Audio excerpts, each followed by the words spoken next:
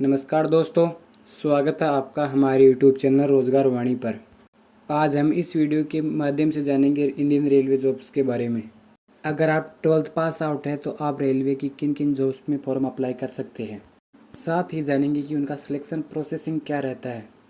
इसके साथ ही हम जानेंगे कि और क्या क्या योग्यताएं होना ज़रूरी है। चलिए अब हम वीडियो स्टार्ट करते हैं।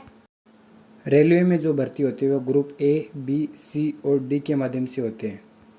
ग्रुप ए के लिए एक ग्रेजुएशन ज़रूरी रहता है, साथ ही उसमें इंजीनियरिंग और डॉक्टर की डिग्री मांगी जाती है। अगर आप 12th के बेस पर जाना चाहते हो तो आप ग्रुप सी और डी के माध्यम से इसको ज्वाइन कर सकते हो। जो 12th के बेस पर वैकेंसीज निकलती है वो ग्रुप सी और डी के माध्यम से ही निकलती है।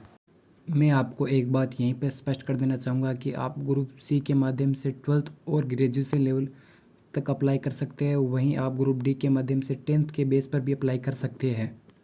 सबसे पहले हम क्लर्क की बात करते हैं। अगर आप रेलवे में क्लर्क बनना चाहते हैं तो रेलवे में क्लर्क की पोस्ट अलग अलग रहती है। इसमें जो पोस्ट रहती है वो निम्न है: अकाउंट क्लर्क कम टाइपिस्ट, जूनियर क्लर्क कम typist, junior time keeper, trainer clerk और कमर्शियल कम टिकट क्लर्क।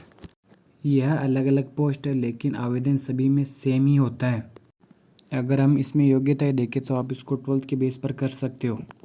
आपकी एज लिमिट की बात करें तो मिनिमम ये 18 वर्ष और मैक्सिमम 30 वर्ष होती है। इसके बाद में आपको अपनी कैटेगरी वाइज 3 साल या 5 साल की छूट भी दी जाती है। अगर आपकी सिलेक्शन प्रोसेस देखें तो कंप्यूटर बेस्ड टेस्ट होता है, टाइपिंग होती है और डॉक्यूमेंट वेरिफिकेशन होता है। अब जो नेक्स्ट पोस्ट है वो है टीसी यानी टिकट कलेक्टर। अगर आप टीसी बनना चाहते हो तो इसके लिए भी आपको 12th पास होना ज़रूरी है। एज लिमिट 18 से 30 ही होगी। अपनी कैटेगरी के अनुसार छूट मिलेगी। इसमें इंटरव्यू पहले होता था, अब इसको हटा दिया गया है। इसके आगे हम बात करेंगे आरपीएफ की, यानी रेलवे प्रोटेक्शन फोर्स या रेलवे पुलिस फोर्स। अगर आप आरपीएफ ज्वाइन करना चाहते हो तो इसमें भी योग्यता 12th पास ही होती है। एज लिमिट 18 से 25 है और आपकी कैटेगरी के अनुसार आपको उसमें छूट मिल जाएगी। साथ ही इसमें आपको फिजिकल रिक्वायरमेंट भी मांगी गई है। अगर हम इसमें हाइट की बात करें तो जनरल कैटेगरी के जो मेल कैंडिडेट होते हैं उनके 165 सेंटीमीटर, ओबीसी और अन्य के लिए, लेकिन जो रिजर्व कैटेगरी के लोग हैं उनके लिए 157 सेंटीमीटर रिक्वायर्ड की गई है। अगर हम इसके सिलेक्शन प्रोसेस के बारे में जानें तो आपका वहीं सीबीटी टेस्ट और पीईटी और पीएमटी, उसके बाद आपके डॉक्यूमेंट वेरिफिकेशन, उसके बाद आपका मेडिकल के बाद आपका ट्रेनिंग दिया जाएगा।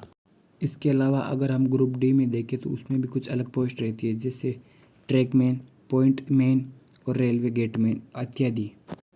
अगर आप 12th के बेस पर इस रेलवे को ज्वाइन करते हो तो आपकी अगर सैलरी देखें तो वो लगभग 19,000 से लेकर 21,000 तक सैलरी रहती है पोस्ट के अकॉर्डिंग।